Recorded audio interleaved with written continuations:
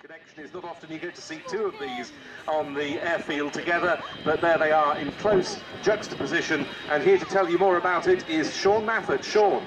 Thank you very much indeed, Ben, and hello George, lovely to see you all again. Now of course that was very exciting, wasn't it, just now? Goodness. Absolutely riveting stuff. So of course waiting at the end of the runway is everybody's favourite aeroplane, Vulcan XH558.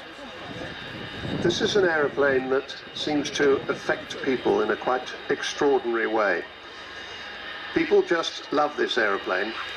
I hate to bring money into it so early, but it's extraordinary that she has been paid £20 million by you and me and ordinary people putting their hands in their pockets. That's how much it's cost to get her to this stage since she left the Air Force in 1993.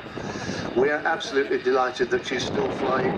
We didn't think she was going to fly after last year, but you came up with the money to do the extra wing modification that was required over the winter.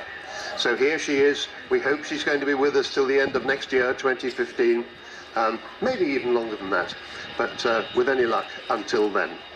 So today we're going to see a fairly rare display from a Vulcan, because she doesn't take off and land at very many air shows these days. So with a takeoff at the beginning and a landing at the end, she's going to do a somewhat different display to one that you might have seen earlier this year. The man in the left-hand seat, and sitting on his right-hand side is the co-captain Martin Withers. Now, if you look on the far side of the airfield and see Vulcan 607, that is the aeroplane that Flight Lieutenant Martin Withers flew down to the Falkland Islands in the longest bombing raid in history at the time, dropped 21 1,000-pound bombs on the Port Stanley runway. Two of them hit it, which was a pretty good effort, because these are wartime Second World War bombs, completely done bombs. Did what was necessary and came back to Ascension Island. It was more than 7,000 miles round trip. That's about the same distance as from here to Bali non-stop. And they took 18 refuelings to do that. You can hear, I think, the 4 Rolls-Royce Bristol Olympus 202 engines spooling up 16,500 pounds of static thrust.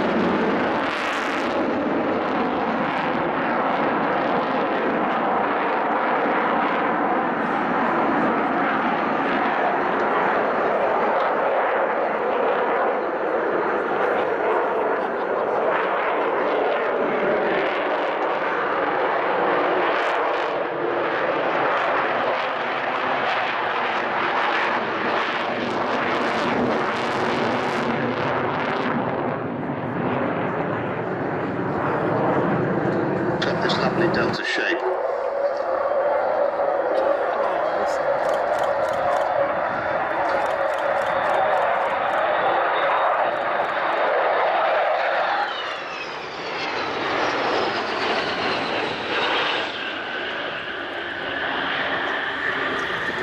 There's the run-in and brake, and I expect to see Kev bringing her back in towards the Vulcan and 2 Lancasters, and how amazing that will be. Here she comes again. You can see plenty of unburnt fuel coming out of the back of those engines, and it just stops as I said it.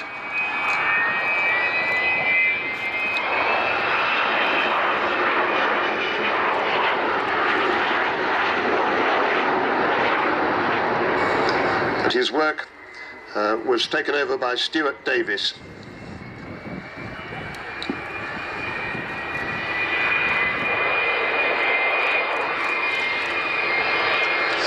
Bomb doors open. That's the size of the bomb bay. Other side of the airfield. You see the bomb doors closing as she comes by this time.